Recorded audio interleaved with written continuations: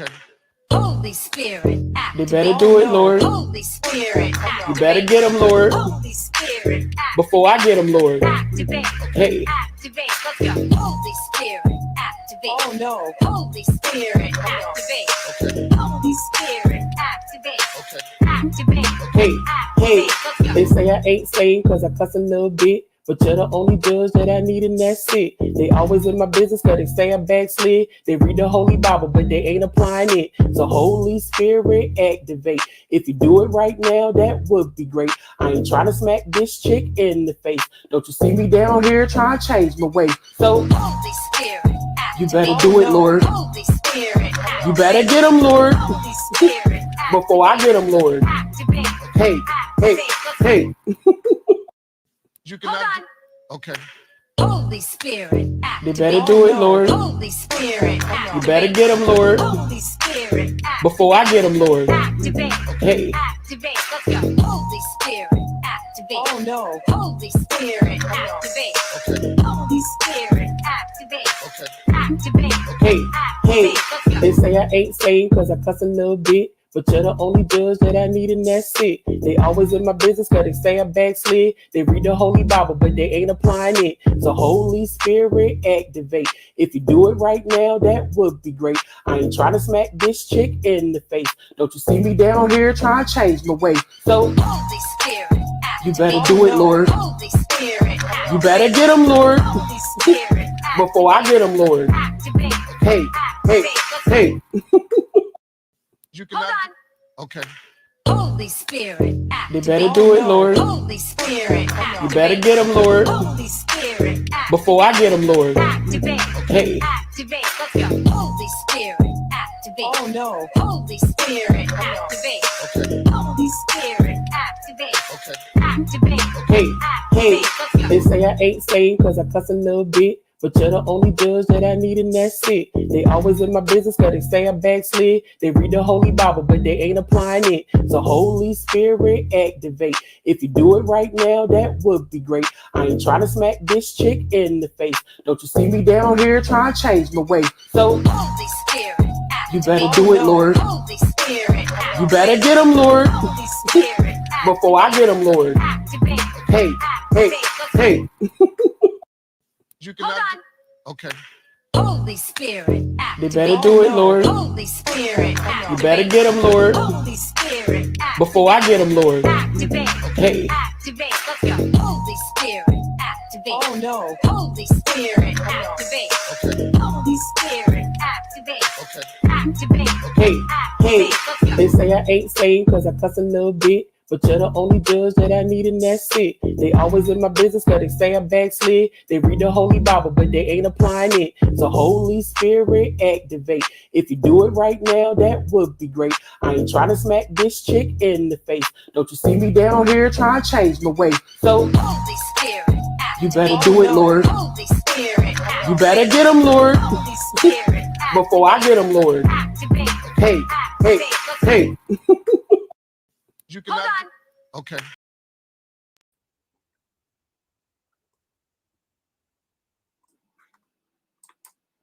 Okay. Hello, everyone. Hi.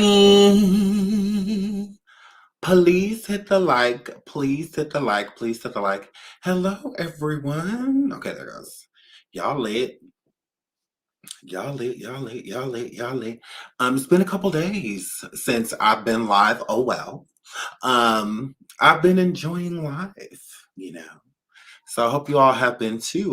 The summer's coming to a quick end. Feels like it just started and it's already pretty much over, you know? So just been chilling, trying to enjoy before you look up and it'll be the fall and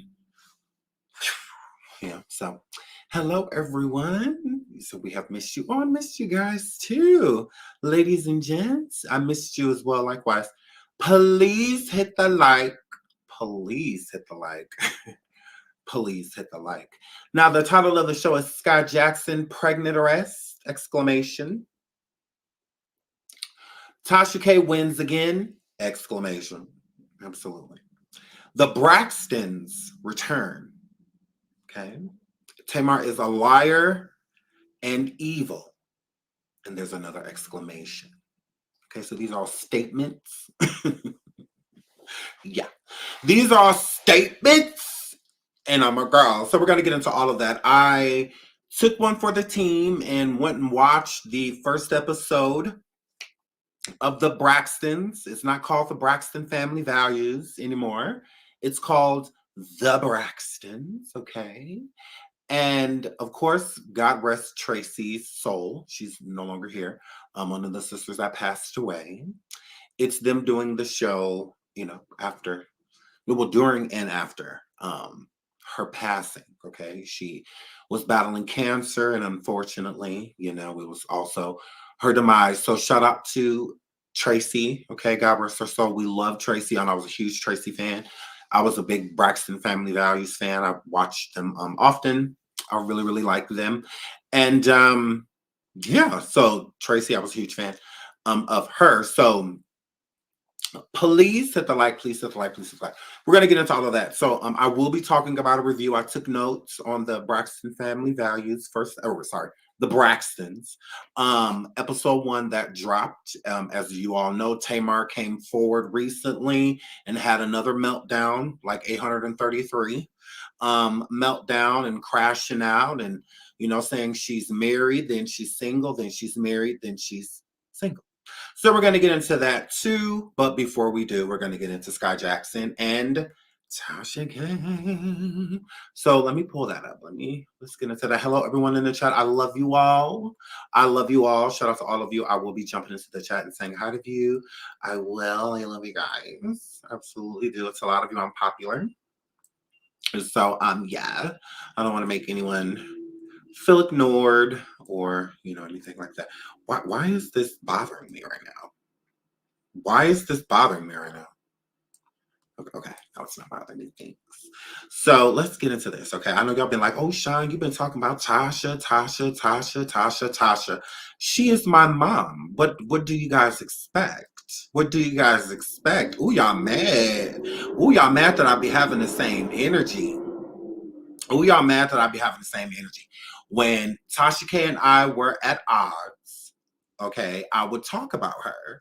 So now that Tasha K and I are cool, like, hello. Hello. See, I'm not fake. Y'all are. Okay? I'm not fake. Y'all are. Because if I talked about her all the time when y'all didn't like her, so what's the problem now? Y'all just want me to cuss her out so bad? No. Oh my goodness. Why is y'all so mad? Like, let us have this. Okay, this has been a long time coming. Okay? Let me and Tasha have this. I think it's cute. I think it's cute that we get along,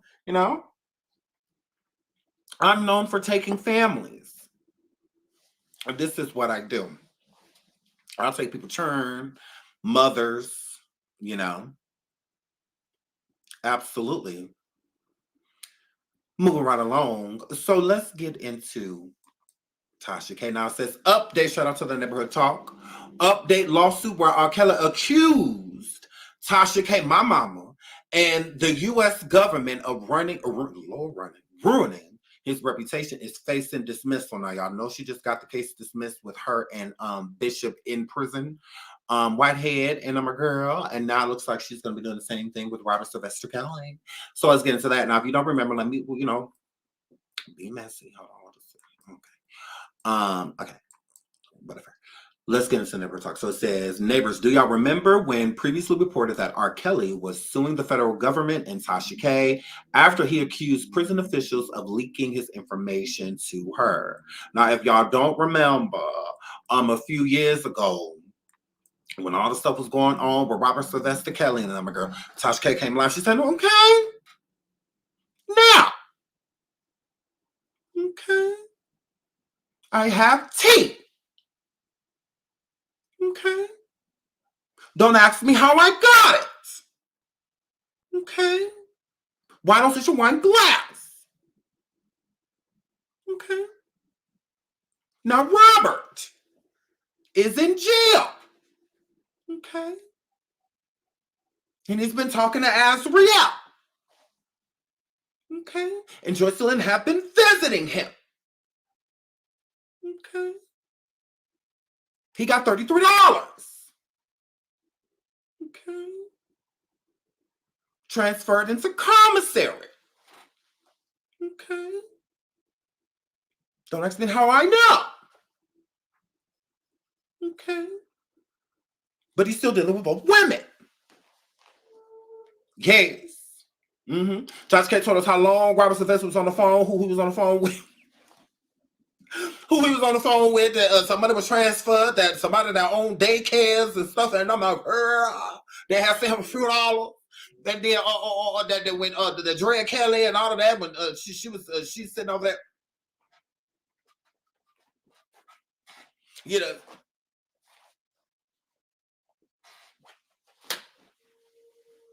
She, you know, and I'm a girl, good old Drea, and I'm a girl with the clown face. Drea, her. Mm-hmm. The one that cried like this, her. The one that got hog-tied, allegedly. When the workers, I don't know how to hog-tie people. Her. Okay? Yes. She allegedly knew who gave her that little coin. So because when Robert Sylvester owed like $100,000 to Drea, could put these, yeah, her gave that one the bad influence, absolutely. The minor, her, the one that needs to be in the cell next to R. Kelly.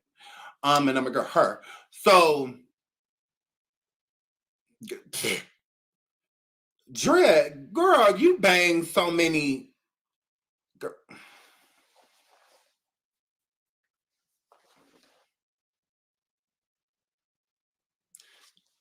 Don't get me started. Moving right along. So, but Tasha knew everything. Tasha knew everything, right?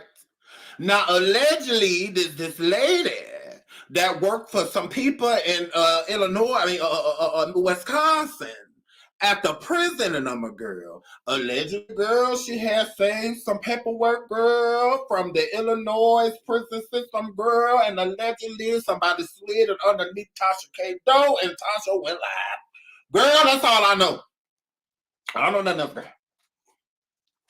I don't know nothing else. And then allegedly that same officer had retired that same year. Yes. So Robert Sylvester Kelly said, look at here.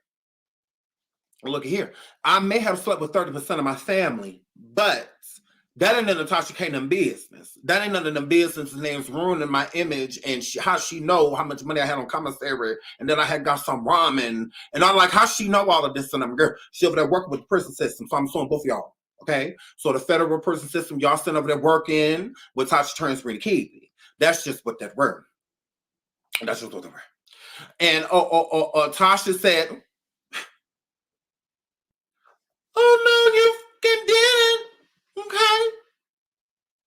I got it.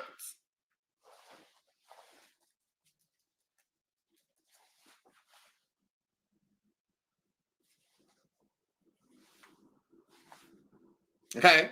So apparently this is on its way to dismissal, okay? Because he said it was everybody.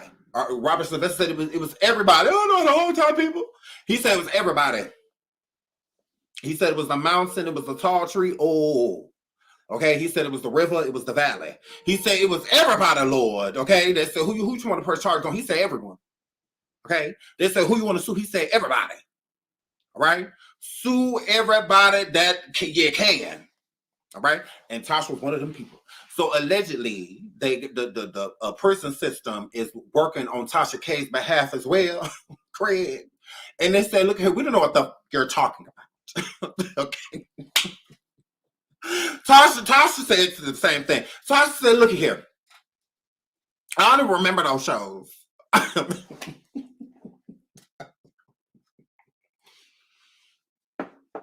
And Tasha said that was a lifetime.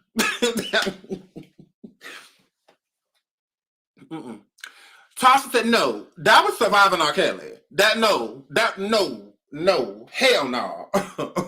Tasha said, no. Look at here. That was Lifetime. Tasha, I know what y'all talking about. I'm gonna need y'all to get in contact with that one white lady over there at Lifetime and let her know that she popped him, because that's the ruin his reputation. I don't know what y'all was talking about, right? So and neither do the people at the precinct and in the jail. They don't know what y'all talking about. Okay, we don't know nothing about no documents being scanned and copied and taken out the prison system and allegedly on, because it was officers and stuff that COs that worked at the jail, and they listened to Tasha K too, and they was just like, they sitting there listening to her show, and they picked up that paperwork like,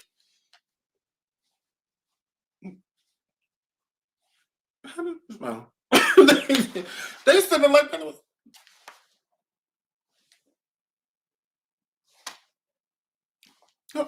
let me read about that. Did she just name everything he just did today?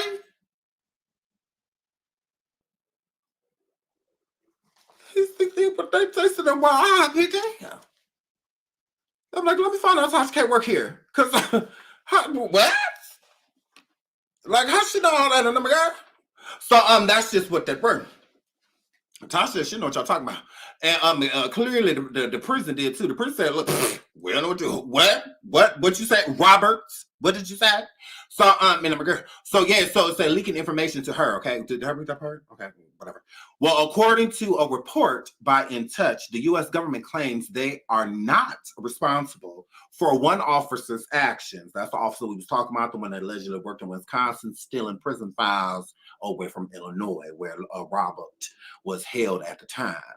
An investigation showed that the officer who allegedly provided Tasha K with copies of R. Kelly's emails, visitor logs, and phone records was never charged and retired shortly after the investigation ended in 2019. Girl, please hit the like. Please hit the like. Please hit the like. Shout out to the Lituation. Hey, friend. Hey, friend. Hey, friend. Hey, friend. Y'all get over there and check out House of Pain. Y'all get over there and check out House of Pain now. So, y'all. So, allegedly, after these files got, sent to Tasha, with parentheses, the officer at hand, which was a prison guard, that allegedly sent Tasha the documents, retired after, so she was never charged with any crime. And that is what R. Kelly's trying to sue for. R. Kelly's trying to sue the federal government, saying, like, look at here, I'm suing y'all because y'all let Tasha K get all of my prison logs, phone numbers, all of that, phone calls, all of that in them, girl. And y'all weren't supposed to be letting that happen. So that falls onto y'all. So I'm suing both of y'all. I'm suing everybody. And the federal government said, look at here, you got us up, Roberts. So that's what that word. So allegedly, okay. So they did investigate the employee, the officer, but they had already, retired. Tasha K has denied any involvement in the illegal activity of sharing R. Kelly's confidential information. However, which that means Tasha K has never said who her confidential informant was. Okay, Tasha K never said that she could. Tasha, I don't know what y'all talking about. Tasha said what? Tasha said what? No, I don't know what she's talking. What? Excuse me? But the prison records, phone records. Tasha, yeah, La la la la la la la la la la la la. Tasha should know what y'all talking about. I ain't never said I got that from them. Y'all know who I got it from. I could have got that from Asriel. I could have got it from Joycelyn. I could have got it from the Savages. I could have got it from anybody. Yeah, you don't worry about who my sources is. Just know it wasn't her. I don't know that woman. I don't know her. I don't know her. I don't know what y'all is talking about. I don't know what y'all is talking about. So yes. So that's what that word. Oh God. Okay, hang on. My daughter's calling. I don't want to just hang up on her, but I'm live. Hello. Are you gonna talk? Yeah, you talk. I mean, you just staring at me. Huh? You cannot be screaming at me. I'm not screaming at you. I can if I want to, though. You got a little I can if I want to, though. I can if I want to, though. I can if I want to, though. Put your finger down. Is you pointing your finger at me? Oh my, you are so grounded. Anyway, I was gonna call you earlier, but I still had practice when you texted me. I just had a 5-minute break, so I texted you. I know. But I still had practice. And then I came home and went to sleep. So you had to practice today, too? I was practicing today. I already practiced. So they picked you for JV like while practicing? Yeah, everybody was practicing, and then they pull in one person to the other gym and tell them what team they got on. Oh, okay. And you were brought into JV because like we're amazing. I'm sorry. Oh my God. So unladylike. You know you're on live, right? You just did that in front of hundreds of thousands of people. Okay, tell them I'm sorry for my inaccurate manners. Oh my God. Barbarian. I don't care. Well, I just want that everybody. I don't know how people be so not lady. Like everybody fart, everybody poop, everybody burp. Ew. I'm sure there's people sitting at home right now. You don't try to excuse you being gross. Like you're gross. Like I mean, it's just like whatever. I'm not gross. I mean, that was gross. I mean, you're gross. It's fine. So are you. Not in public. Not in public. Not in public. I be holding it in. You know, I be holding it in. Oh my God. You just let your soul glow. Yes, amen. Period. Show it to the world. Wipe your phone off. What do you mean? That burp is like on it. Yeah. You think you're hilarious, don't you? Little piece. Yeah. To the right. Little, To the right. you know, I don't know. But congratulations. I love you. I'll call you as soon as I'm done, okay? Okay, love you too. All right, bye. Bye-bye. So, yeah, sorry. She made JV. I've been waiting for her to call me because, whatever. So, yeah, volleyball is my baby. But anyway, sorry. Please hit the like. Please hit the like. I don't want to ignore her because I've been blowing her up. So, if I would have not answered, she would have like, for real. So, yeah, but just like, oh. Gross. That was my daughter. She said she had just woke up. You was holding that one in. Wasn't you? Okay. Come burp your baby. So yes. Anyway, sorry. Back into Tasha. So guys, so allegedly, okay, let's get back into this. Sorry. Okay. Okay. Okay, here we go. So Tasha has not any involvement in the illegal activity. We discussed that. She said she don't know what they're talking about. Kelly claims she used the info to harass him, ruin his reputation, and interfere with his court cases. Boy. Due to the officer not being charged and the investigation into the sharing of the files being closed, there's a strong chance Kelly's lawsuit will be dismissed. So I agree with it being closed and nothing was filed against the officer at hand. It was never proven that officer shared any information with Tasha K. It's just like, hey, that lawsuit, split out, right out the door. So another one bites the dust. Tasha K wins the one with Bishop Whitehead, and now it looks like she's going to win her lawsuit with R. Kelly. How do y'all feel about that, girl? How do y'all feel about that? I think it's hilarious. This lawsuit to me was never going to go anywhere. Lawsuit was never going to go anywhere, especially with the maybe if he would have just involved Tasha, but involving the federal court system and the federal prison and all that, you're not going to have much luck. They protect their own. So regardless of this employee allegedly taking confidential information and spreading it out, that is between you and them, because again, they're going to protect their own. So again, there was an investigation done on the employee, but there was no charges or anything like that filed, and the investigation is closed because internal affairs was involved in this situation, obviously, because there is an officer, involved in this case. So, well, lawsuit, lawsuit, both. And yeah, so since they can't prove anything and the case is closed and Blue going to protect Blue type of situation.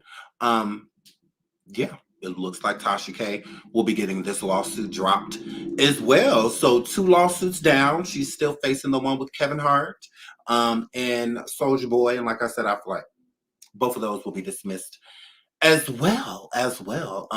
As so far, I think Cardi B will probably be, out of the people suing her, the only person that will be successful, because that's it.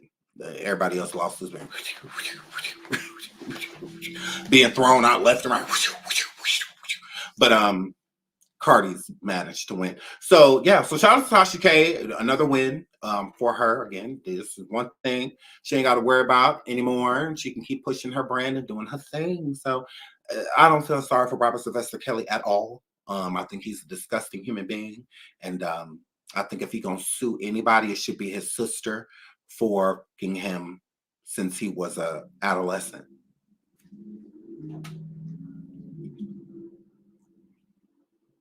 If you're gonna sue a woman, especially a black one, sue her. She's still alive. All of that. Sue her. Yeah. Robert, sue her because it gives one of her kids is yours.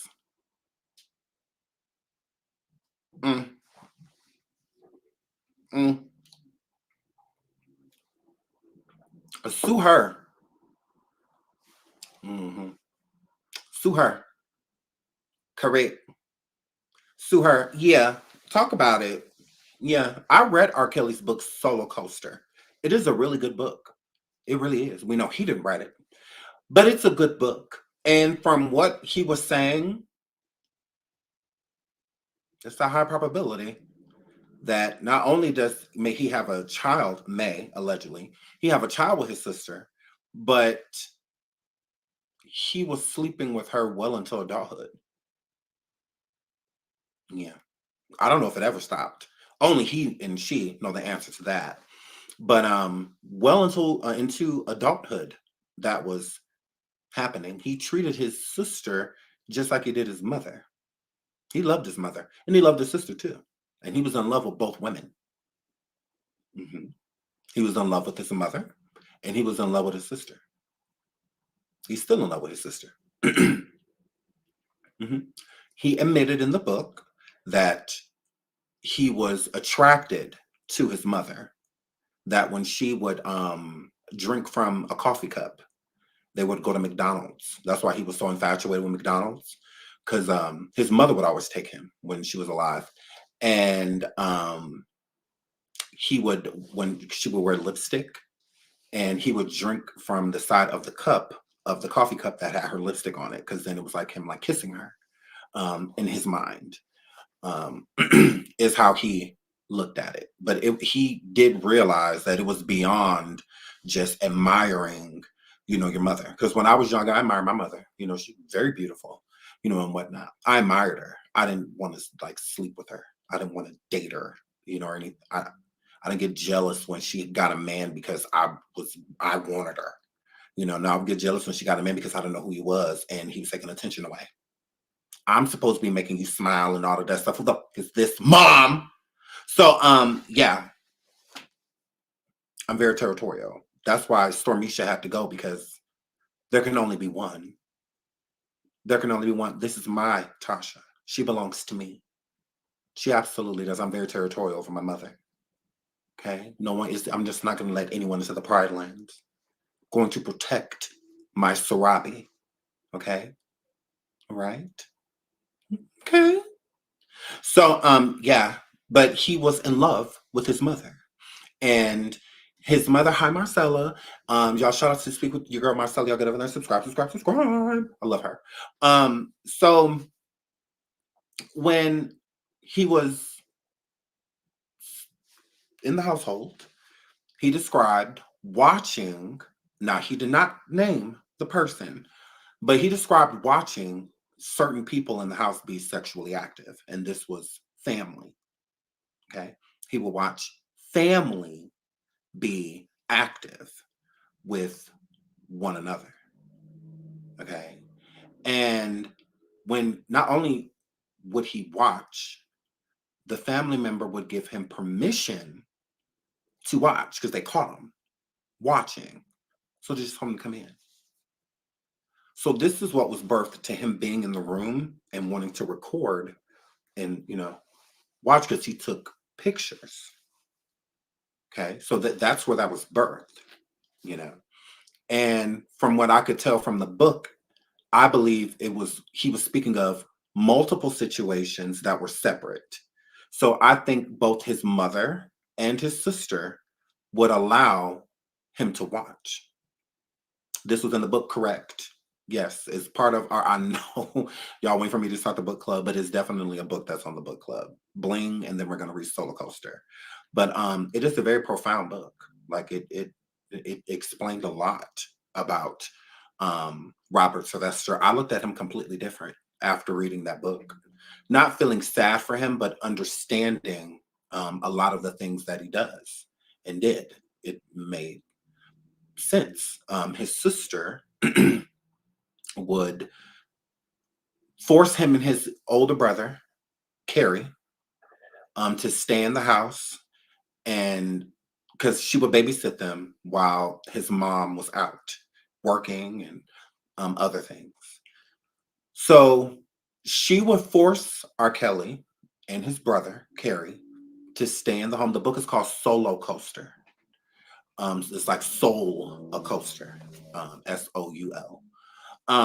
She would force them to stay in the house, like ground them for no reason, like they would have done nothing wrong. And she would make them do acts with her, both of them. And they didn't have a choice in the matter. Robert got to the point to where he enjoyed it. He got to the point to where he liked it. It was an expected thing, although he had, poor guy, it was like, he didn't know. He's a kid. But she knew better. And she would do it with both brothers, both of them. Now, and it was like a form of punishment. Because she would ground them for nothing. Like say, oh, you can't go outside, blah, blah, blah. And Carrie was bad. So Carrie would sneak out, and even if she told him to stay in. But Robert wouldn't, because he was really shy. He kind of had like a speech impediment, like at the time, and he was quiet. He wasn't really social, or anything like that. So then, while all that's going on, there was a man in the neighborhood that was harming children, that were committing acts with them, and he had a candy store. Back in the day, there would be certain people in the neighborhood that would buy candy in bulk and like sell it. And he had a kind of like a little store, like a little ghetto candy store in the neighborhood. And he was an older man, and everyone knew him. Everybody thought he was the most friendly person, that he was always looking out for the children and all of that. So this man ended up, while what was going on with Robert's sister, this man ended up doing the same thing that his sister did to him. But at this time, he was more like prone to allowing it because, one, he was a kid, and two, there was already things going on. So it wasn't foreign. It was the only thing I think that was foreign in that moment was that he was a male instead of a female. And after that happened to Robert, his brother found out, and a few other people found out that the man had did it to him, because the man got caught doing it to, how old was he? Oh, I believe he was early, either late, either like, I would say he was, I believe at this time he was in between like 7 and 10 or something like that. Forgive me, it's been a while since I read the book, but he was young. He was very, very young. And then when the man did it to him, I believe he was 13, 14, when like the man got caught, because he had been doing it to him for quite some time, but he got caught when Robert was a teenager. So at that point in time, he had been doing it, it wasn't just a one-time thing. It was for years. So after that happened, the man was caught and street justice was done on the man. Like the people in the neighborhood beat him down. Robert's brothers being ones that were involved in harming the man, finding out that it was happening to Robert too. So Robert's mother presses charges, right? She pays, the man comes and pays her, I believe it was $5,000 for Robert not to testify. And Robert was going to testify as a teenager. He was going to do it. But his mom took the money. So he never testified against the man, and the man ended up getting off. Okay. And I believe it was $5,000. Yeah, I believe. So I'm sure that was devastating for that man not to get the justice that, that was supposed to come to him, because so the treatment of like women and locking them in rooms and the sexual frustration and confusion that it explains so much. Reading, so I would definitely encourage a person to read that book.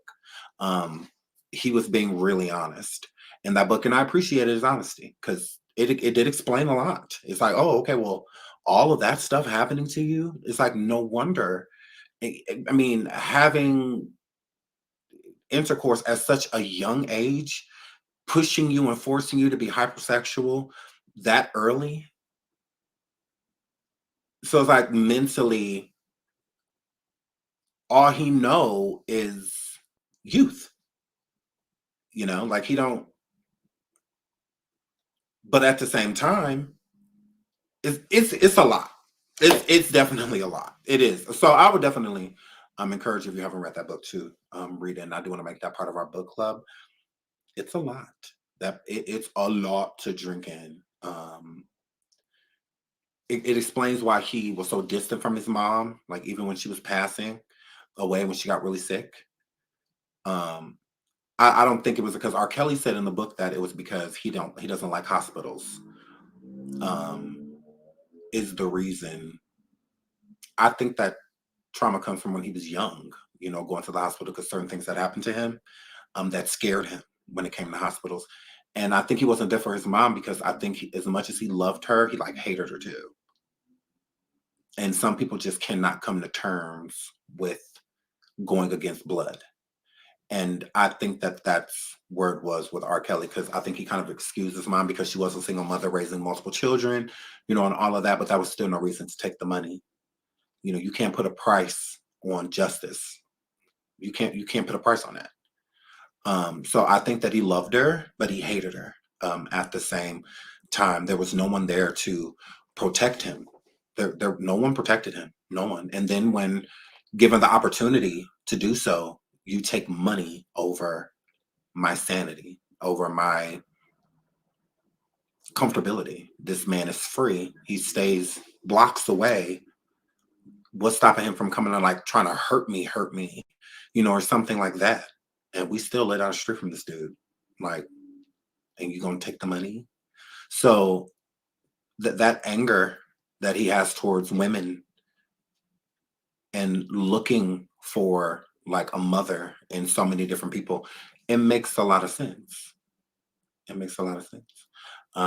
It does. It's like, wow, poor guy. Poor guy. So yeah, moving right along. Robert is R. Kelly. R. That means Robert. Kelly. Robert. Yeah. So moving right along. And sorry that was triggering. I try to keep the words, I don't like to go into detail because I know it can be triggering. So yeah, but let's get into Skai. Let's move into Skai Jackson. And everything that's going on with her. Y'all know I like me some Skai Jackson. A lot of people say like, oh, Skai Jackson, she has an attitude problem and all of that. I don't think she has an attitude problem. I just think that when you're so used to people treating you dirty, I think that that's what it is with Skai. I think that, so many people have been playing on her top for so long that, when she gets the opportunity to return that same energy, I just, feel like she does. But I don't think that Skai Jackson is mean. I don't think so. I think everybody has a mean streak inside of them, but I don't think that she's like a mean person. So let's get into her. Recently, she was detained, her and her baby daddy. Now, Skai Jackson was arrested for DV after getting into an argument with her boo at Universal City Walk, allegedly pushed him a few times. According to TMZ, Skai arrested for DV. Apparently, the actress and her boyfriend were arguing at Universal City Walk. She allegedly pushed him a few times, which caught security's attention. They ended up detaining the two until police arrived. They were clear that nothing physical happened and that they were happily engaged and expecting a baby together. Police reviewed the footage and saw the alleged pushing and he and her with a misdemeanor. Okay, I thought the boy didn't hit her. Hit her with a misdemeanor domestic battery charge. This case is now in the hands of the LA County District Attorney's Office, who ultimately decides if the charges will stick and move forward. Okay, I do think, I don't know, because it's definitely a double standard, because if he was pushing her, y'all definitely be like, oh, he need to be arrested. He need to go to jail. Da da da da. Hold on, let me. Oh, this is annoying. The side of me. So yeah. So if it was the other way around, if it was him putting his hands on her in any way, shape, or form, I feel like everybody will want him arrested. Everybody will want him in jail. But since he is a male and she is a female, it's just like, oh, it's not a big deal. That's petty. It's like, is it though? Is it though? Because nobody should be putting their hands on anybody. Nobody should be putting their hands on anybody. Hold on, what is going on? Okay. Yeah, nobody should be putting their hands on anybody. And it's also, I don't know why my computer is being so annoying right now, but I'm about to log off. My computer is wilding right now. Hold on, sorry, y'all. So, yeah. But anyway, so yeah, I just feel like everybody needs to be keeping their hands to themselves. Skai Jackson is no excuse when it comes to pushing, shoving, poking, anything. No, keep your hands to yourself. It's that simple. Keep your hands to yourself. Let me go to the second one. Keep your hands to yourself. I just feel sorry. I want to get into this because I didn't even know this guy was pregnant. I just found this out recently. So with her telling the police officers that she is pregnant, the photo of her resurfaced when she was out at an event, and when her friends put their, and she also has her hand on her stomach as well. But her friend puts her hand on her stomach. Oh, let me get into these. Oh, Lord. Shout out to Trina for being a member for 8 months. Thank you so much, sweetheart, for your continued support. Shout out to Tasha Sherry. She says, Sean, you saying funny. Thank you for those laughs. Hit the like, y'all. Thank you so much, Tasha. Thank you for the super secret, sweetheart. Thank you, thank you, thank you. Shout out to Gemini Twin for gifting 5 memberships. Our membership fairy. Shout out to Gemini Twin. Thank you so much.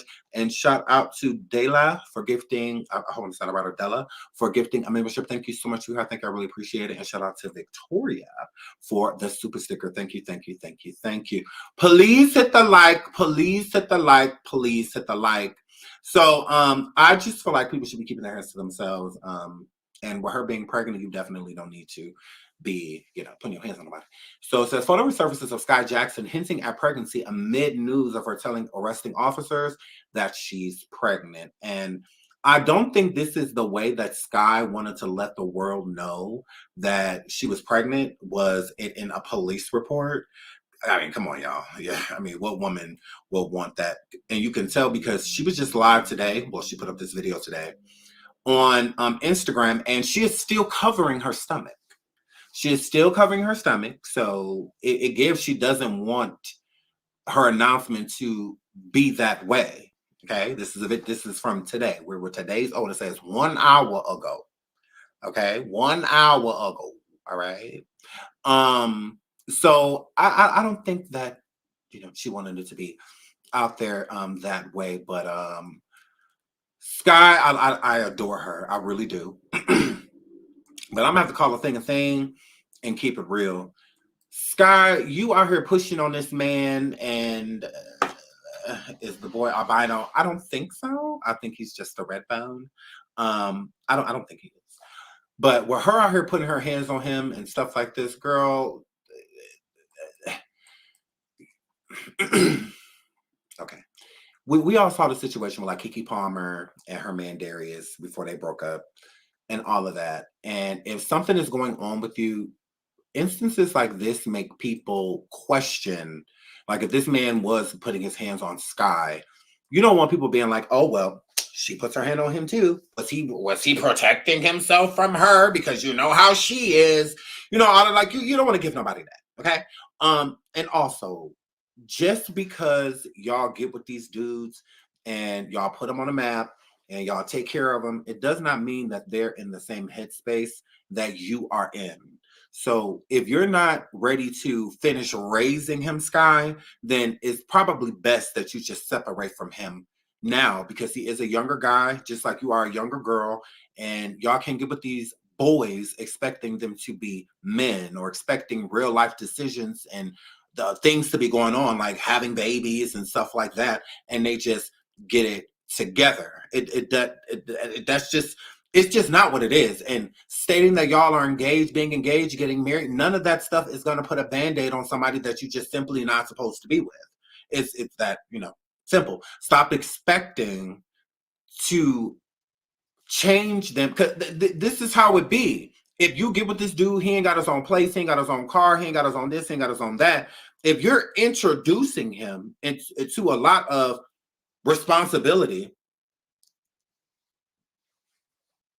what are you can't expect anything other than whatever he was doing prior to you, then for him to continue to do. He will take it for granted immediately because it's not anything that he asked for. If you want something, you go out and get it. You do.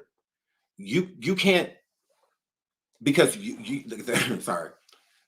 Sky, because I want to make sure I'm conveying this correctly. Sky is a girl that you get that you can take home to mama, right? Sky is a good girl. She's on the good girl list. So with Sky being on the good girl list, it'd be a man that'll come through and make a good girl gone bad, right? And this is her first child. So a lot of her first are attached to this man. So now she's invested. So being invested, she's going to make sure they got a place to stay. She's going to make sure that they got to go a whip. She's going to make sure they eat. She's going to make sure all of that. To where she feels like he owes her. So since I'm fitting the bill, taking care of you, all of this stuff, loving on you, the love making good, all of that stuff, you shouldn't look anywhere else. Like, I'm all you want. No, he's a dude. And a young one at that. So the eye is going to wander. You're going to get, because, I mean, he's an F-boy. So you can't expect an F-boy to turn into a man overnight. That's not going to happen. He's still got a lot of raising to do. And when we turn 18, we pretty much responsible for whatever we didn't learn to learn on our own. We can't blame our parents. People do that all the time. Oh, well, if our parents would have this, yeah, a lot of stuff our parents didn't know. So they can teach us stuff that they weren't taught. And what is they supposed to blame their parent? No, you just do the best you can. So with Sky and her not stating this pregnancy prior to this whole situation with her and the police, I just think that maybe she should chill out, like on this dude. And not to say he's a problem. Because I just don't want to hear all the complaining and the rah-rah. The girl scorned and all. No, you're not scorned. You're none of those things. You know what you are dealing with. You know what you are dealing with. If you don't want to deal with it, walk away now. Walk away while you have the opportunity. It's okay to be a single mother. It's all right. Like, it shouldn't be a must, but sometimes you got to go through things. You do. You got to go through, jump hurdles to get to the next part of your life. And dragging these men with you that aren't worthy, a lot of times I feel like women blame them when it's not their fault. It is your fault. Because you are allowing yourself, you're a good woman. You got a good head on your shoulders. You have a career. You have all of these things going for you. Don't let this dude come in and ruin those things, all because you're having a child. So what? That child will do so much better with you happy away from whatever toxicity may be going on than you forcing yourself to be around it because you don't want to prove other people right, or the naysayers right, or people that may be pursuing this man while you're pursuing him right, or like none of that stuff matters once the child comes. It's not about you anymore. So I think she should be thinking about the future, and Skai is a good girl. She has a lot going for her. She does. She's a star. And I think that she should keep that star quality. No different than Keke Palmer. You're a star. You don't need to be in that relationship, because Skai and women like Keke, to me, love them down, but it does give them quicker to look at the other person than they will, themselves. And a toxic relationship, two people are involved. So he may be toxic, but you standing out there pushing him and all of that and getting arrested for it and all, you look like the problem. You do. That's embarrassing to you. You standing outside getting arrested off of this, like, for what? Like, girl, your reputation is, if you're going to risk it, not for him or something like this, and we shouldn't have found out about your pregnancy like that, because I don't think she wanted people to know like that. I think she wanted them to know differently. I do, because she's been not hiding her pregnancy, but not putting it out for the world to see. She's not putting it on display. Not saying she's hiding, but at the same time. So if this relationship is toxic, or it just isn't going right, it was quick. She did just start dating him not too long ago. I think they've been dating like, what, a year or so. And she's pregnant. I just think she should cut her losses instead of going forward, blame, because people are not going to care. They're not going to care to hear it. They're really not. So yeah, and I really like her, and I don't want to disrespect Skai. That's why I kept like trying to stop myself, because sometimes you get diarrhea at the mouth. And yeah, I really like her. I really like Skai Jackson, and I think that she's a star, and I don't want nobody to dim her light. So shout out to Skai. I hope everything works out. I hope they drop the charges. This seems really petty, but keep your hands to yourself. 100%. 100%. Don't give no dude no reason to feel like it's okay for him to put his hands on you. And doing stuff like that, a person that doesn't do that, doesn't put his hands on women, can turn into one. They're born. Women eaters are born. Okay? Literally. Okay? 100%. There's a lot of men out here that do not put their hands on women, but there are a lot of women out here that put their hands on men and turn them into that. Because like they weren't like that before you. There's been plenty of women out here that's been in a relationship with a man. They were like, yeah, no, he never put his hands on me. No, he never, not one time, and never even got close. But then he'll get with another woman, and that woman would be like, well, that's been her experience. Well, what did that come from? Because he wasn't like that. Like, have you ever put your hands on him? You know what? And you'd be surprised that there are a lot of women out here that are doing that. So just keep your hands to yourself. That's it. That's all I got to say about that. Scott, keep your hands to yourself. It is petty. I do feel like it's a little, petty. But if he was pushing you, because he a big dude, if he was pushing you, girl. So yeah, let's just everybody keep our hands in our pockets. Everybody keep your hands in your pockets. So let's move on to Tamar Braxton and the Braxtons. Let's move on to Tamar Braxton and the Braxtons. Okay. Now, as of recently, because we're going to get into the review of the Braxtons. But before we do, all right, where is it? I still got it. They'll tell me I gotta go download it again, because I will. Because I will.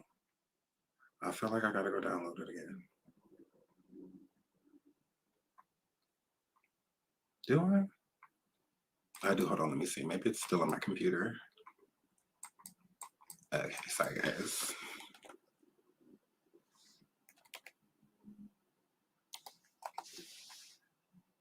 Really?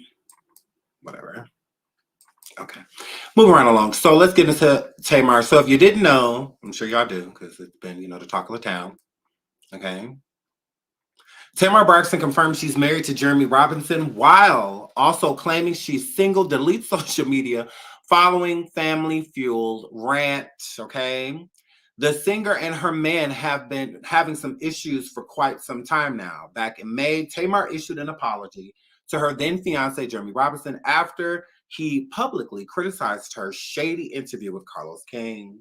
This came after King jokingly referred to Robinson as a KFC founder, Colonel Sanders, to which Braxton apologized by saying, hurting the person that you love is far worse than being hurt by the one you love. Oh, girl. While the joke may seem harmless, Robinson seemed especially hurt by the fact that his fiance didn't defend him, especially since he always has had her best interest in mind. Jeremy's quote, "A man can only take so much. I always want to protect even when we aren't together, but stop allowing indirects to throw me under the bus." Jeremy wrote on Instagram at the time, "Your shade creates more uncertainty and your people thrive on stating what you never say." Months have passed since the public interaction, but unfortunately for Tamar, it seems like she and Jeremy are in a better place. Despite him attending her recent The Braxton viewing party just days ago. The reality star took to X to open up about her frustrating family and romantic life, referring to Robinson as her husband while also claiming she's single. Tamar's quote, "JR means the world to me. Thank God for him. My husband and my children has saved my life," Braxton wrote. "But I'm so mad at my life. My family is toxic. I should have never went back to Braxton family values. Never."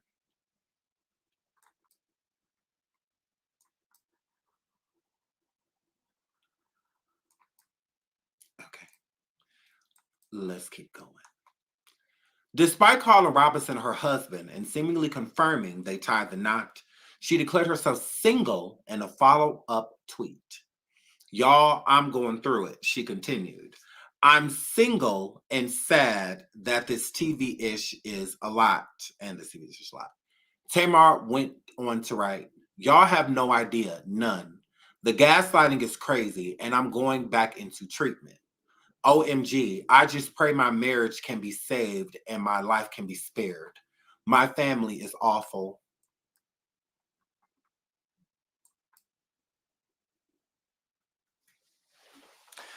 So 1 minute she's saying she's married. Then she's saying she's single. Then she's saying, "I hope this don't ruin my marriage." Muppet, what the fuck are you talking about? Okay? Okay? Tamar, you are fucking evil. You stiff-faced wench. Okay? You are evil. Now, people are making it seem as if Tamar is doing this, because I'm going to keep it real. People are making it seem like Tamar is doing this to promote Braxton's, the Braxtons, not Braxton Family Values, it's called the Braxtons. There's no place like home. People are making it seem that she's doing this to drum up a bunch of energy for people to go over to the Braxtons and watch the Braxtons. And I do declare that that is not true. All that's going on here is that Tamar is a spoiled bitch. And I'm going to keep it real. It's sad that even after losing Tracy, that you are still this evil. Just from watching episode 1 of the Braxtons, when Tony sits down with the family and discusses her heart issues that she's had and that they have to put a stent into her heart, all of the sisters get up and console her, including Evelyn, and Tamar sits down from across the table as if she was annoyed that the conversation wasn't about her, because she damn sure didn't want to talk about Tracy.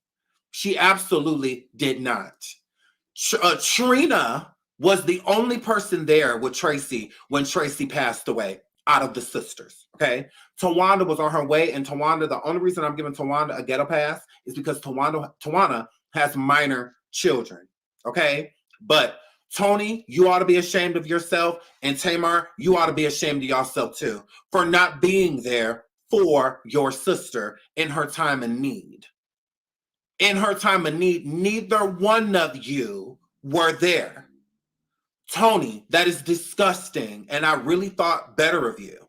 I really did. And I get, Tony, you have your own thing going on, but just to sit in a room and talk to your sister, love on your sister, I don't care if it's sad to see, because now you see nothing. Because now you see nothing. I would rather see my loved one, my brother, my sister. I would rather see the decline. I would rather see the demise so that they know that I'm there. So that they open their eyes and they see me. I don't give a fuck how busy y'all was. I don't care. Because all y'all broke. All y'all going through money problems. That's why y'all doing this show in the first place. But y'all want to sit there and act like it's for Tracy. No, it's not. Because y'all was the same ones that was mad at Tracy and turned y'all back on that woman when she was the only one that stood and did the show out of fear of losing everything, out of being sued, her and her son, her husband, all of that. All of y'all shunned Tracy for doing the same thing that y'all all back doing. All of y'all ought to be ashamed of yourselves, including you, Evelyn. All of y'all ought to be ashamed of yourselves.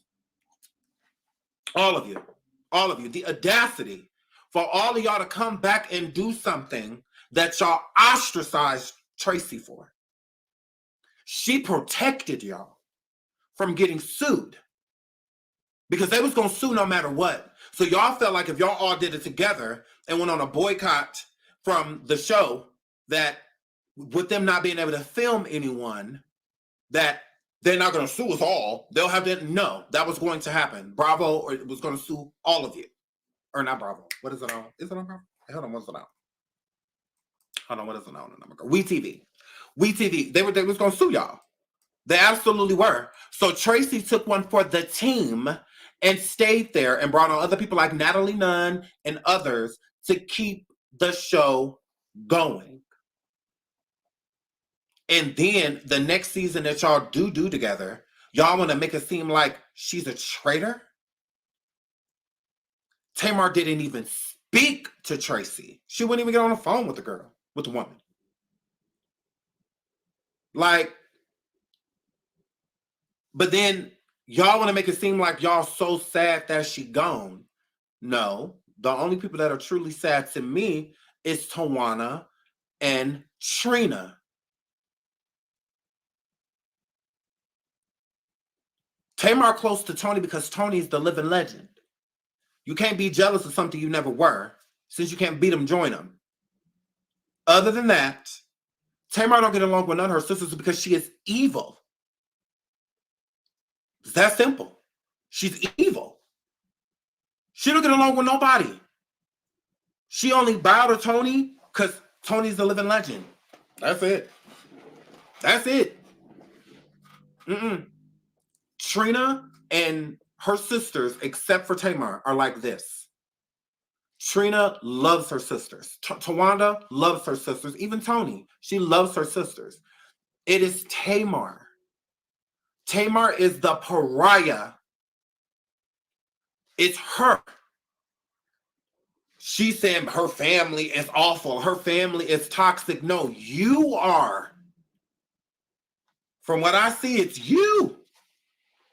Because she's saying in those tweets, she was talking about Trina. Because Trina will stand up to her. Trina will stand up to her. Tawanda kind of plays the background, and Tony's the sweetheart. But Tracy and Trina will stick up to Tamar. They will. Because Tamar is a narcissistic bully when it comes to her sisters. She hog her mom from them, all of that. She's always been like that. Can stand her. Now let's get into the actual review of the show. Let's get into the review. Like, I just got to keep her. I cannot stand Tamar. Like, I just do not like her. Now, one thing y'all need to know right off the bat, no one has grieved Tracy, nor was any other family speaking about Tracy unless it was individually. Okay? So you would think that the family grew closer with Tracy's demise, with her passing away. God rest Tracy's soul. But unfortunately, it has had the opposite effect. And let's say why. Trina and Tamar do not get along. Tawana barely has a relationship with Tony and Tamar. Okay? But she does have a relationship with them. Trina and Tawana live in the same state, which is Georgia. And Tamar and Tony both live in California. All right. So that's another reason why Tamar and Tony see each other more than the other sisters, and why, vice versa, because they all live, So with that being said, Trina is definitely going through when it comes to, and this is episode 1 of the Braxtons. Trina is definitely going through with losing Tracy. If you watch Braxton Family Values in the past, you know that Trina has had certain issues with drinking. Trina does not like being called an alcoholic. She does not feel like she's an alcoholic and whatnot, but she has been in certain meetings and things and stuff in the past.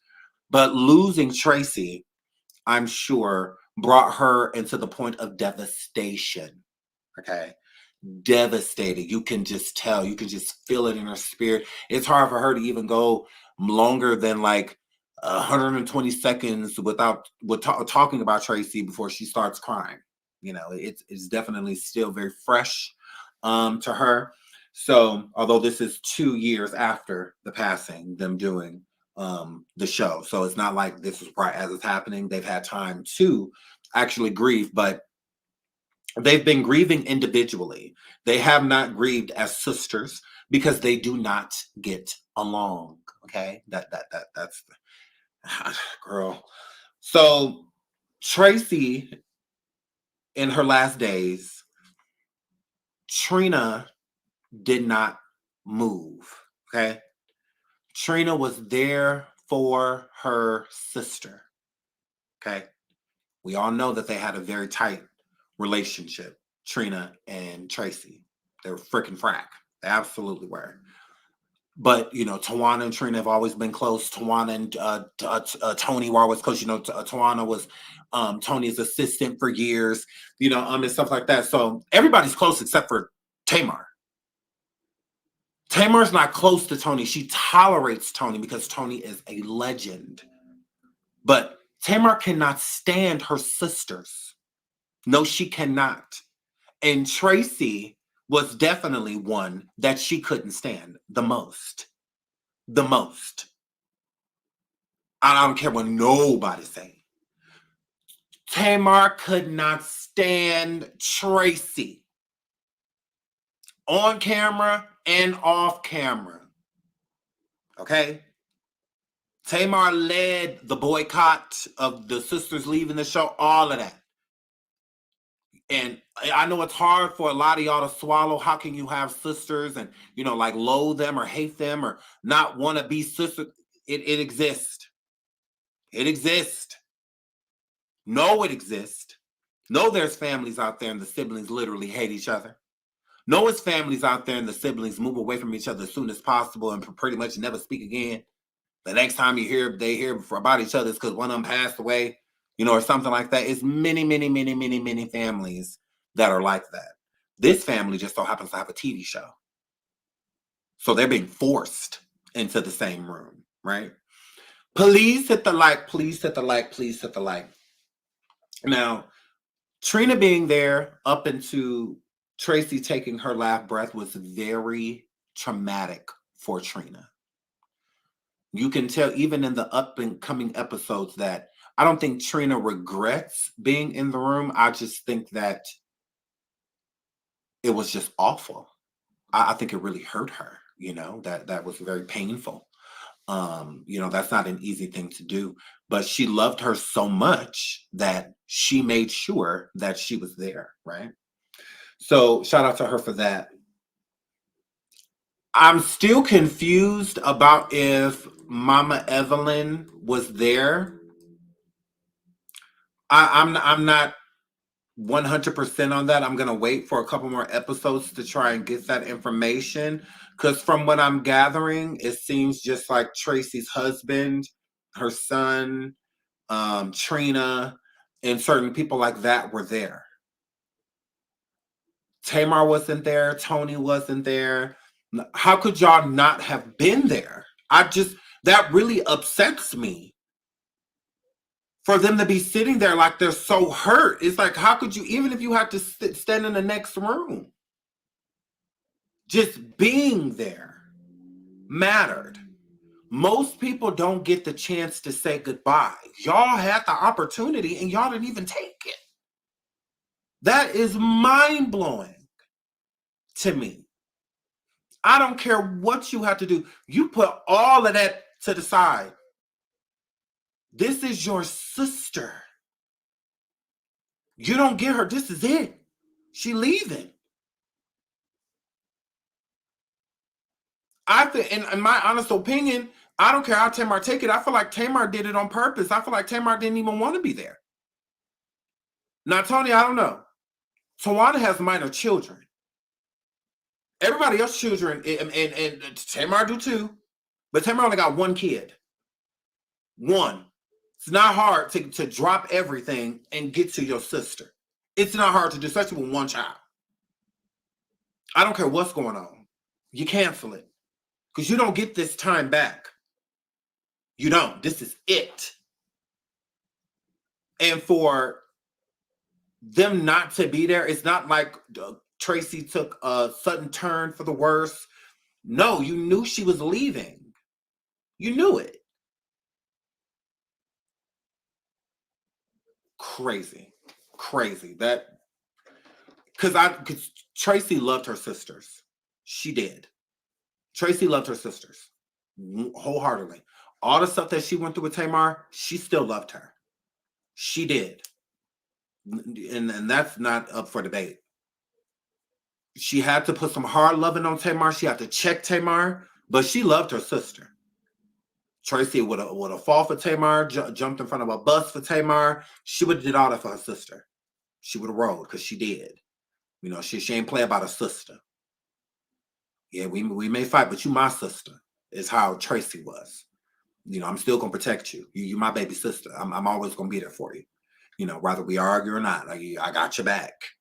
You know, in the middle of an argument, I'm gonna still have your back type of situation. So yeah, I just didn't understand that. So I feel really badly for Trina. I think the grieving is necessary. The counselor is necessary. That the family is going to be talking to. Now, Trina not getting along with Tamar, I think that it's a lot of Tracy fueled. I think it's a lot of energy that, because again, Tracy and Trina were close. And when Tracy was passing away, with Trina pretty much being there every step of the way, she saw who was there and who wasn't. And I think she got a problem with Tamar with that too. And Tamar be running around running her mouth. She absolutely does. 100%. And then Tamar trying to make it seem like, this stuff about her husband or boyfriend, we don't know, because one minute she says she married, then the next one she says she's not. How Tamar did Gabe was so disgusting. Back when Trina, God rest Gabe's soul, when Trina was with Gabe, when they're in the process of even divorcing, Tamar treated that man badly. She did. She talked to that man like a dog. She didn't respect him at all whatsoever. And she was always all up in Trina's business when it came to her husband. Why in the fuck do Tamar feel like she is off limits? Your white man out here sucking Tommy out here, he out here sleeping with her and all of this, come back home with on his face, you know, and all of it. But let Trina say something about that. Let Trina say something about that. Then this what Tamar want to do. She want to rant. She want to, oh, my family's so toxic. Oh, my family's so horrible. What are you? What are you? Trina didn't run to social media screaming her family was toxic when you was running around saying that her ex-husband, shout out to Gabe, God rest his soul, was out here sleeping with, in your words, trannies. All of you was saying all type of stuff about that man. You was spreading all type of rumors about that man. You sure were. Tamar. But then when Vince bit you in the finger and all of this stuff, blah, blah, blah, all this stuff happened, the family got to be quiet or respect your marriage. You get divorced from Vince and everybody has to look around everybody on mute. But while Tawanda was getting divorced, you used to say how her man wasn't worth nothing, how he was a glorified nanny, how he wasn't doing nothing, how Tawanda paying all the bills, she might as well get rid of him, you know, all of this stuff. That was fine. But then when, Gay passed away years ago. But then when you get divorced, the family gotta respect your privacy. Excuse me? Whose privacy did you respect? You didn't respect Tawana's privacy when she was getting divorced from her husband. You was too busy saying, yeah, leave him, girl. Yeah, him, you know, because he wasn't doing what Vince was doing. You know, because you put your marriage above everybody. It was Vincent or just like you showed, you still do it now. She still do the same thing, put her relationship over everything, which blows me. You know that, no, let's call a thing. This is what she do. But then when somebody says something about her, it's she a victim. I can't believe that my family would do this. I can't believe that my family would say that. You do it. But her sisters, if you ask me, show her grace. Tawana showed her grace while she was getting divorced from Vince and all of that stuff. And when she was having problems with the dude with the dreads, the David dude or whoever his name was, they showed her grace. Trina showed her grace. Tracy showed her grace. But when Tracy was having problems with her husband, when they was going to therapy and all of that stuff, when she was having problems with Kevin Sr., Tamar throwing it all up. Yeah, girl, because you could do better, girl. I don't even know why you still with him, girl. But then they all show her favor when she go through the things that she go through. They're not allowed to ask her no questions when she was going through her stuff. But everybody else had to be vivid and candid about what was going on in their lives. Tawana was very open about her divorce. Trina was very open about her divorce. All of them were, except for Tamar. Tamar gets divorced and she ready to leave the show just so she don't have to talk about it because she was so busy rubbing it in people's face about having Vincent Herbert. She was Mrs. Vincent Herbert. So she rubbing it all up in people's face. And I'm a girl, but then you get divorced and look around everybody on mute. No, talk. This is your time. This is your time to shine, girl. She didn't want to talk about what was going on between her and Vince because she knew that she was leaving a lot out when it came to her. Yeah, it's hard to make him look like a monster because if he's a monster, then so am I because I've been doing the same stuff, you know, type of situation. But girl, let's keep it moving. Trina's still married to her same husband. Shout out to her. They've been married for 5 years. Shout out to Trina and her husband. Now let's switch into Tawana. Now Tawana comes forward and lets the word know that she has alopecia.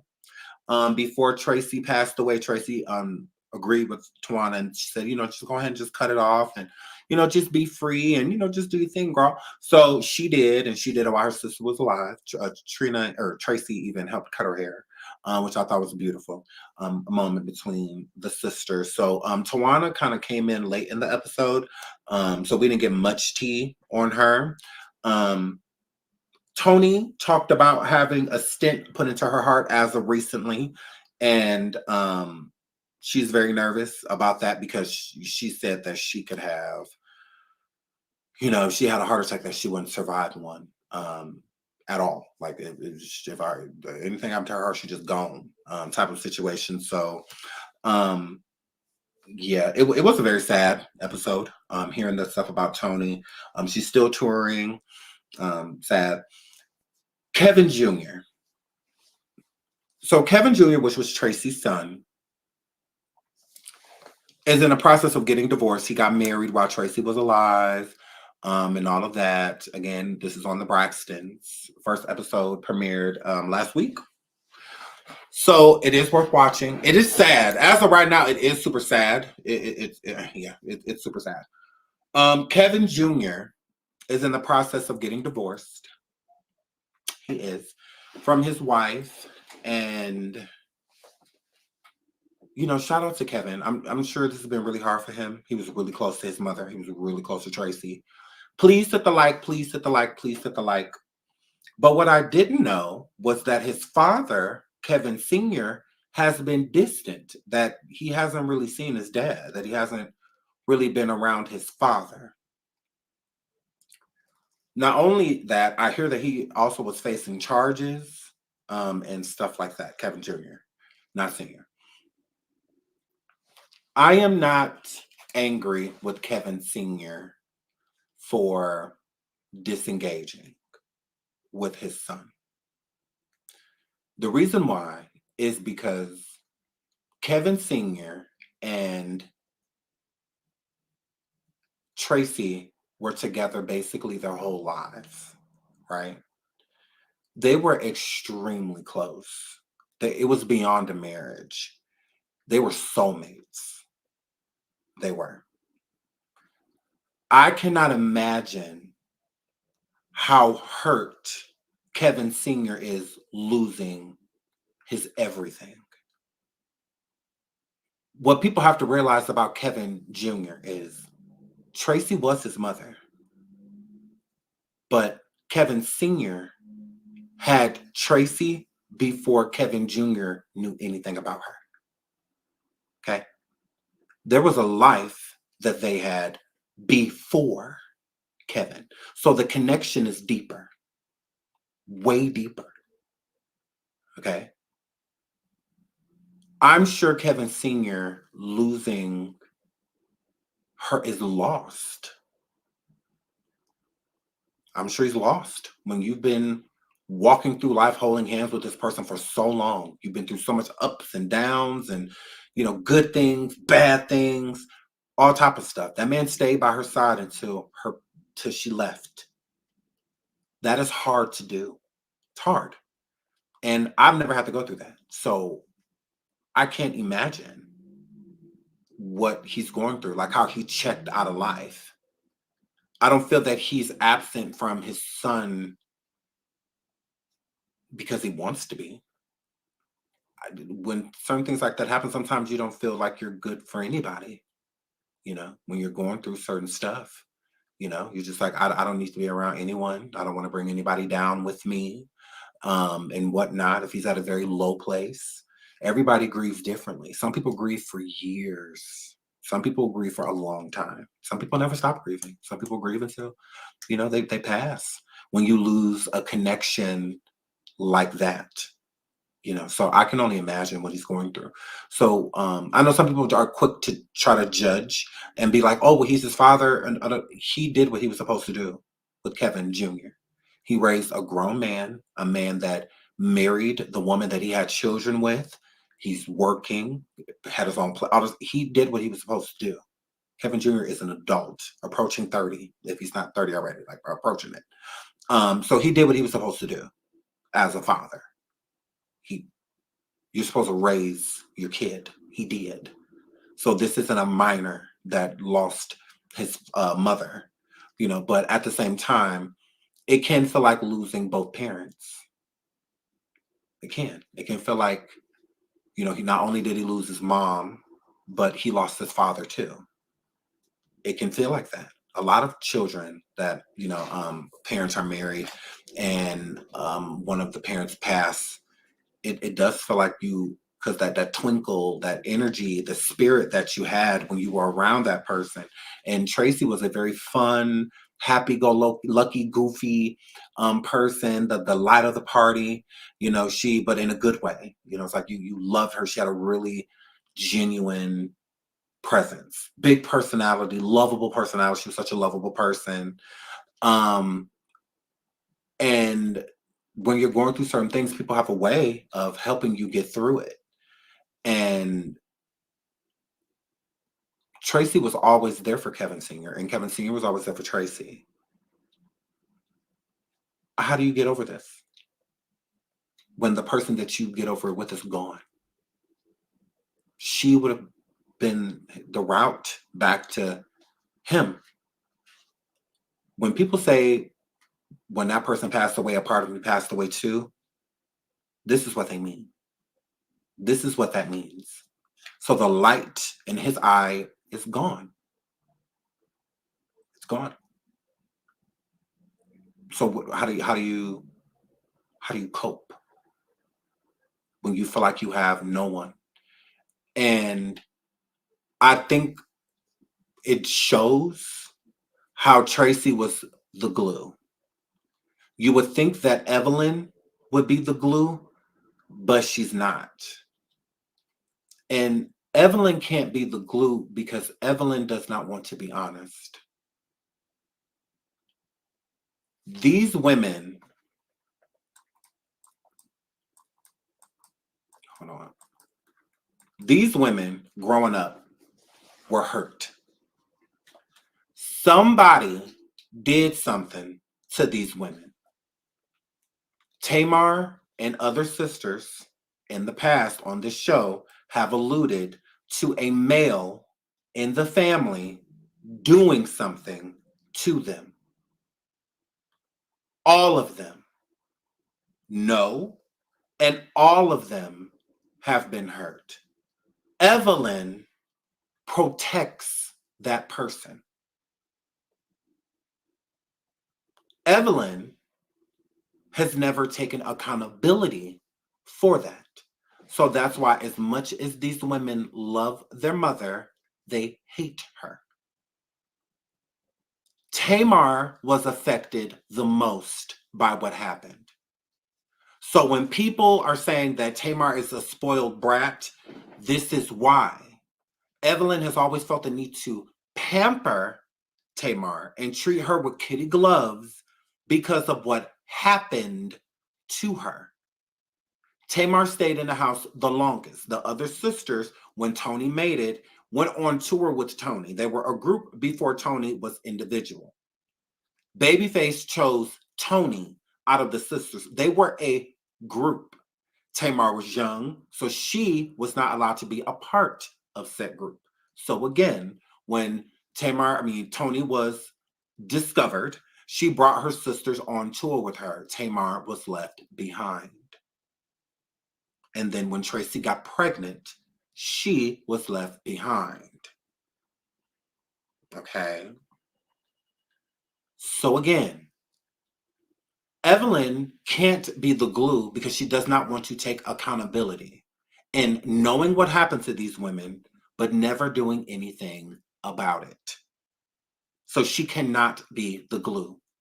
Tracy was the glue because whoever was doing it, Tracy stood up to them. Tracy stood up to them. Tracy was the protector. Tracy was the mother. She was. She was. 100%. Tracy was the mother. She took on the mother role. Evelyn had a lot of children. She did. She was constantly chasing her husband around because he was out here cheating and all of the, I'm telling you, she had to work. He had to work. The girls were left alone. You got all of these beautiful young women around this house. Someone took advantage of these innocent souls. And Evelyn, you knew. And you didn't do anything. So it's hard to be the glue. They respect you as their mother. They do. But they don't respect you as like a friend, as someone that they can confide and trust. They do not trust you. None of them. None of the sisters trust Evelyn. That is why Evelyn is always yelling at them. When they argue, she can't calm them down. Y'all notice that? She can't calm them down. She has to yell. And that yell, how she yells at them, lets us know that they had a fear, that they were afraid of her. So coming up being afraid of someone and something's happening to you, how can you talk to them? How can you? When you're being shut down, and things in that nature. They weren't allowed to truly express themselves. So when they do, because how many seasons have these sisters sat down with therapists and the Ilanas and, you know, so many, and they're still at square one because the real issue is not being handled. It was almost handled and they ended the show. Like they cut they made Tamar leave and go to we almost got to the truth. We almost got to the truth. Almost. We were this close. Tamar said it out her own mouth that there was a male in their lives, and it was not just Tamar. And we know how it is in the Black community. The majority of us are not taught to say something. We're not. And they come from a different era, from a different time. You know, a lot of this stuff was happening in like the 80s and 90s, you know, where the whole don't tell thing was really a thing. The whole no snitching thing was really a thing. You know, now it's more, you know, preached on for people to say something. You know, people being protected when they come forward and people wanting to protect them versus to having to say what happened to you and being stuck in the house with this person. You know, you're already scared. So if they know that you told somebody, that's just going to make things worse. So most people would rather just not deal with it at all and say nothing. But you can tell when certain things have happened to people. You can tell. And I do think that Evelyn knew. Evelyn knew. She knew. And because when Tamar said what she said, Evelyn seemed to be upset that Tamar said something. If y'all go back and watch that episode, like I wish I could show y'all, but Evelyn was not happy about it. She was not. And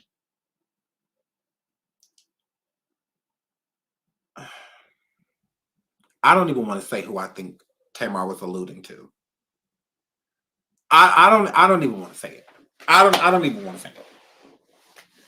I don't even want to say it. Who I feel like she was alluding to, but I don't feel like it was just one person. I don't. And in a lot of these situations, it don't be one person, it be multiple people that are doing this too. But it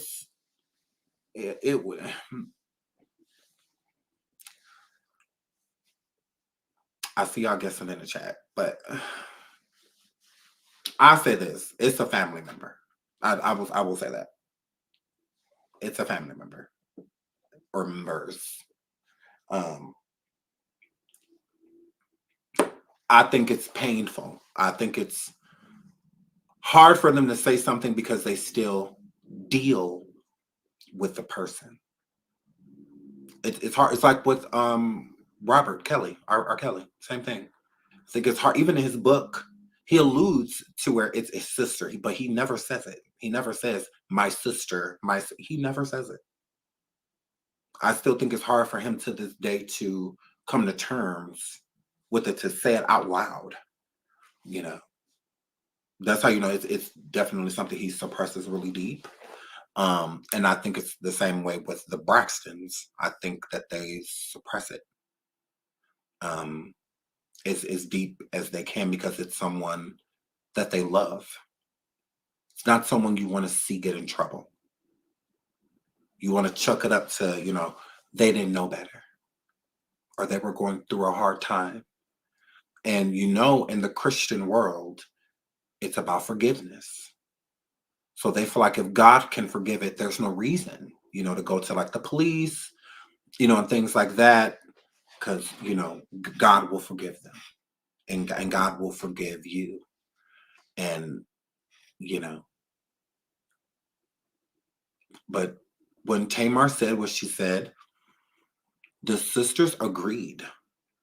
None of the sisters, especially Tracy. Tracy was like, yeah, Tracy was, and Trina. Tony didn't have much of a reaction, but no one said that Tamar was lying. No one said that Tamar was not telling the truth. Evelyn did not want that information out there. So it's definitely given. It's somebody that Evelyn would protect before she, you know, would throw them under the bus. And yeah, I think I'm not gonna. But Evelyn was pissed. The mother was very upset when Tamar divulged that information. And I think that that's how they're going to really fix it. They can't fix what's wrong because there's too much stuff being swept underneath the rug. It's this big elephant that's sitting here in this room that all of the sisters can relate to because they've all experienced it in some way, shape, or form, or witnessed it, or knowing that, you know, because the sisters are too close to not talk. So growing up in a house full of sisters, yeah, y'all gonna argue, but y'all gonna come together too. They were confiding in each other. And with them confiding in each other, I think that they, you know, because when a predator preys, they usually do it individually. They usually don't do it in a group. So it'll be happening to everyone, just differently, different times, you know, and stuff like that. So you'll think you're alone and that it's just happening to you, to come and sit there and find out by talking to, you know, your sisters that, oh, you know, maybe it's happening to you too because of what you just said or how you reacted when, you know, I react that way too when, you know, that happens when he called my name and tell me to come downstairs.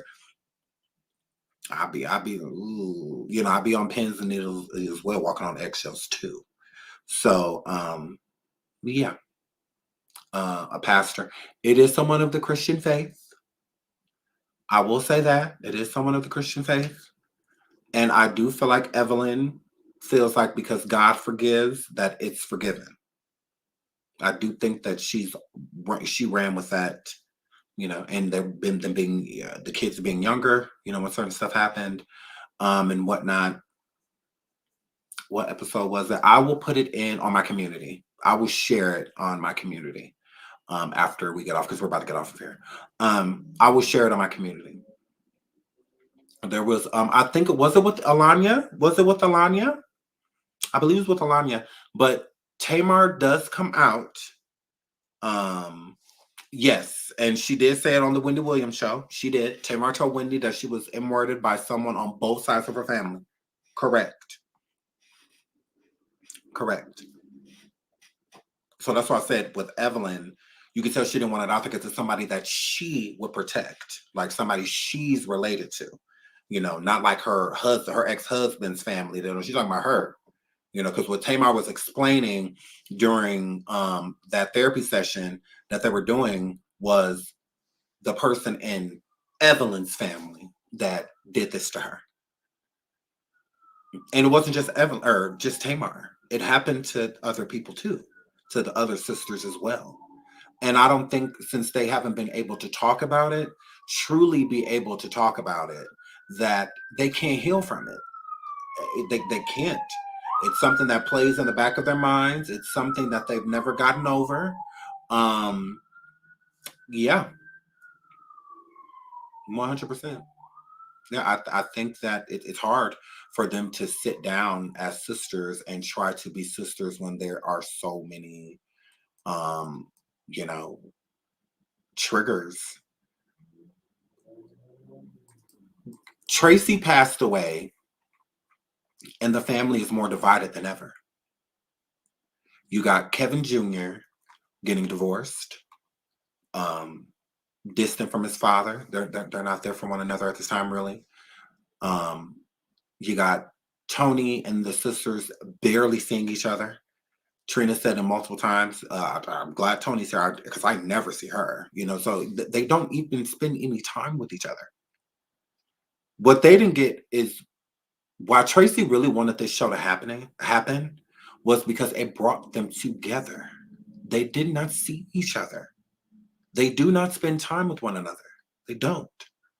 This show brought the sisterhood back together. They had a sisterhood. And, you know, fame and fortune and all of that stuff ripped it apart. And they kind of got back to it, you know, on the show. And I think Tracy really loved that because she loves her sisters. You know, she loves her sisters. So I think that's what it was. I think that's really why Tracy was a huge advocate for having the show and doing the show, because she got to be with her sisters. She really enjoyed it. And I think along the way, Tamar's jealous, narcissistic spirit kind of ruined it for everybody. And she's still doing it to this day. So I understand that Tamar has been through things, but it does not give her a reason to act. It doesn't excuse her behavior, because her sisters could act the same way. They don't. They don't act that way. They don't. So Tamar could be a genuinely nice and good person and love on her sisters, but she don't want to do that. She don't want to. She's too busy trying to be better than people, and stuff like that. But anyways, yeah. So the counseling such, because they done did this. They done basically said with a counselor, like the last 4 seasons. Y'all don't need a counselor. Y'all need to tell the truth. Y'all don't need a therapist. Y'all need to tell the truth. Tell Evelyn that you are still saddened and hurt by what happened to y'all when y'all was growing up, and y'all don't feel like she did anything about it. And you feel like you're the same thing with your father, that your father should have been there protecting you and protecting his home, but out here preaching a word to everybody and trying to collect them and make sure that their family is a unit and that they have a rock and that they stick together. But he's not even doing that on the home front. It's all type of stuff happening to these women, and nothing was done. They were not protected in any way, shape, or form, not even after the information came out that they needed protection. They still did not receive any. They still didn't receive it. So until those conversations are had, and how these women have beautiful faces but ugly souls because they can't, and they feel like their souls are ugly. They have these internal issues with themselves and blame themselves for certain things that happen to them, and why it's hard for them to have functioning relationships. Look at them, all of the women except for Tracy. Which one got married and worked out? Which one? Their mama kept a man. Their mama was married to their father for how long? Was still basically in love with him to this day. So what's their problem? Why Tony can't keep a man? Why Tawana can't keep a man? Why Tamar can't keep a man? Trina, all of that stems from something. Because they're all looking for a father. Although you swear, Evelyn, that they had one. You swear they had one. That's crazy. Tawanda, looking for a father. Tamar, looking for a father. Tony, looking for a father. Yeah. Trina, looking for a father. All of them.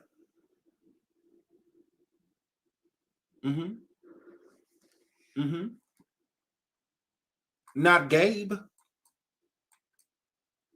Not Gabe. You see, they're Christians. God looks at the first person you marry as the last person. He only recognized one marriage. From what I was always told that at church. That's what my pastor always told me. The first person you marry is that you always marry. In the eyes of God, you always marry to that person. Ain't no divorce. So you got to mean what you say, because words are powerful. Words are powerful. So, yeah, she is married now, but she just got married. And she's been married like 2 times before that. Gabe, I believe she was married to somebody before she was married to Gabe, as well. So she's had multiple marriages, That means, because, she was married to Gabe for years and whatnot. They still ended up getting divorced, I hope this marriage with her current husband lasts forever. Absolutely do. But if it didn't work out, I wouldn't be surprised, I wouldn't be, because they have a lot of things to work out internally. And they are looking for men. This is why Tamar, every time she gets with a man, she puts him on such a high pedestal. She'll put a man over her own family. She live trying to cuss out her family and tell her family that her family is toxic And she hopes that, why does she do that? Why? Because she's looking for a father. Mm-hmm. She's looking for protection. The protection that she never got. A lot of women are like that when they don't have fathers. They look for men to come in and protect them. Like a father will protect them. A husband protecting you and a father protecting you are two different protections. Two different protections. See, your father can hurt you by not saying he loves you, right? But your husband can hurt you by cheating on you. Your father can't cheat on you, girl. He can't do that. He can't do that. It's two different loves. It's two different attentions. But you have a lot of women out here that will look for that in a man and wonder why it turns out badly or why it doesn't work out, because you are seeking something from a person that they cannot offer. Tamar is coming into relationships hurt. A man can't take care of that. He can't protect you from your past. He can't do that.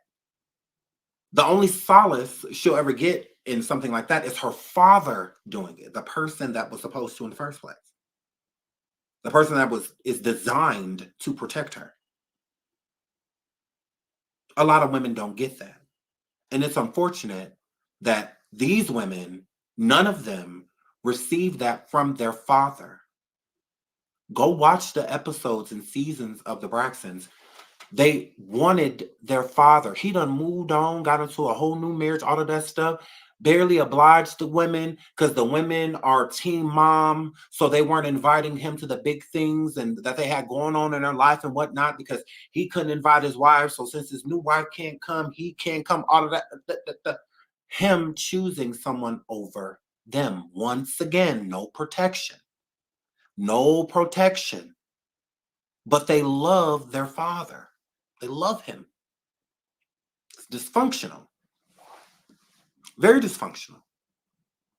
And the father will come around and gaslight them and manipulate them into feeling that he understands them. He doesn't.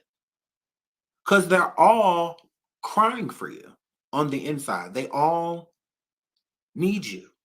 All of them. And in different ways. In different ways. It's really healing to a person just for a parent to admit a fault. So if you're sad that your parent never came to your sports events, you're in sports, they never came to your games, it's relieving just to hear them say, you know what, I'm sorry that I didn't come to your games. If I would have known it was that important to you, then I would have came to your games. I regret that, but I won't miss another one. That's enough to help you move on. So you coming home from school, slamming your backpack down because you lost the game and whatnot. You don't even want to talk to your parent and whatnot. And you don't even know why you're mad at them. You don't even know why. But you are. But you still love them. It don't mean that you're not upset. Now, with some children, they choose to express it and some bottle it up.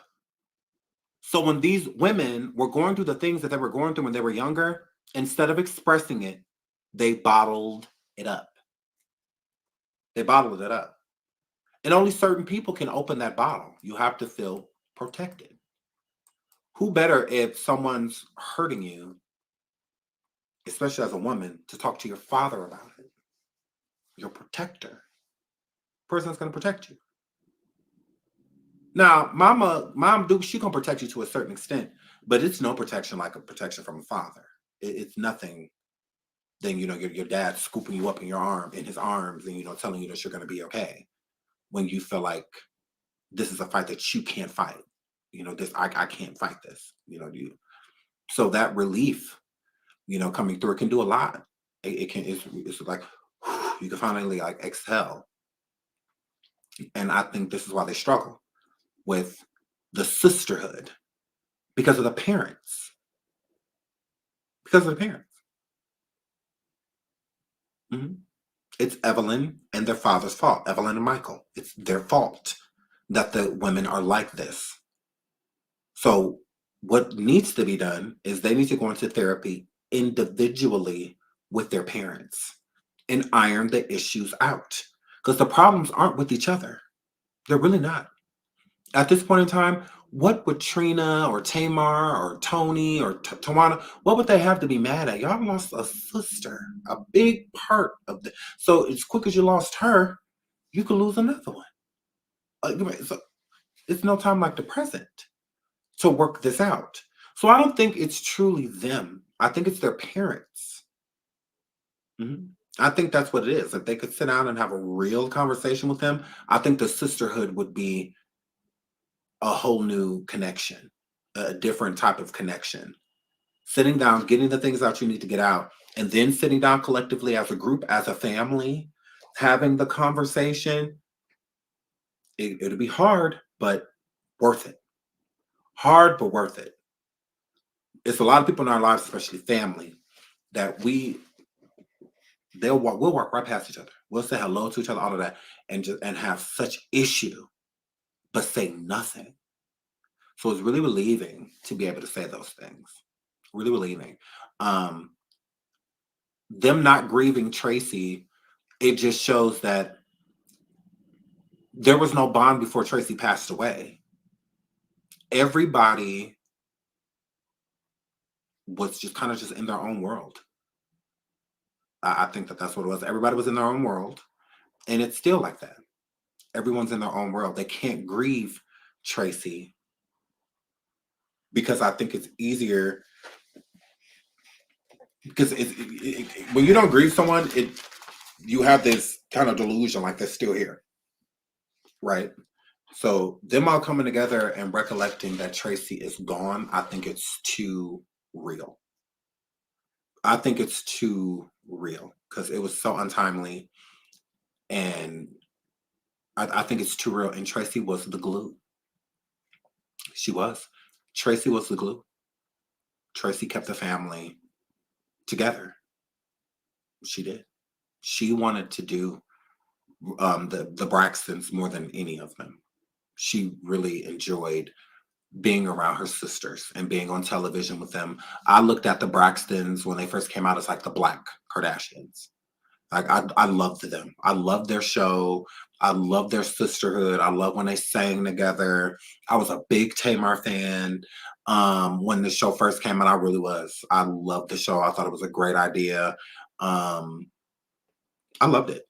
I love the Braxtons. I love their mom, all of that. But then as time went on, you learn. You get to learn a lot. And from what I learned is Evelyn is the problem. Evelyn is holding the women back. She's holding them back. It shouldn't take for her, God forbid, to pass away for them to be honest. It shouldn't take that.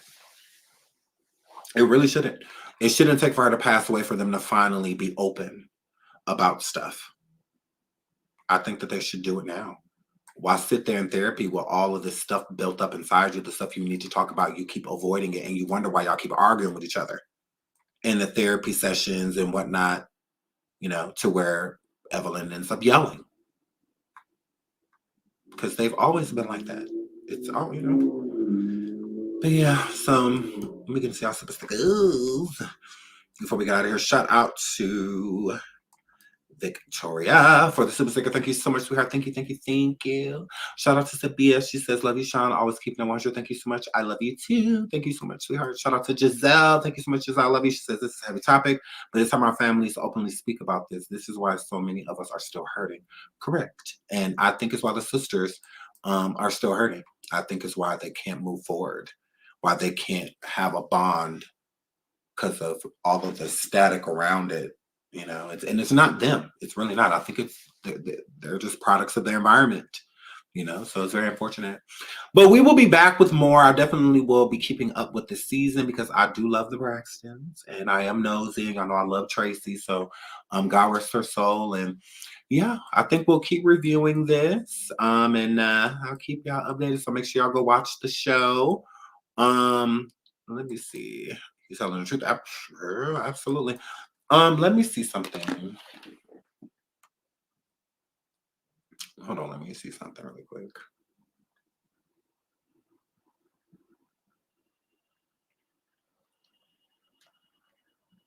Okay.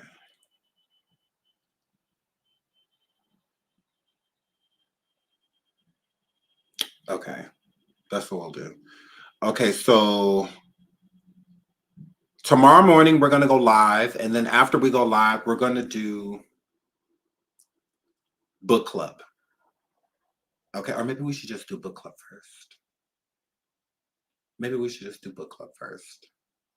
Yeah. So we're gonna do book club. Maybe, you know what? Let's just, yeah. Yeah. So tomorrow we're gonna do book club, and we're gonna do it in the morning. More so of like sliding into the afternoon, morning tomorrow.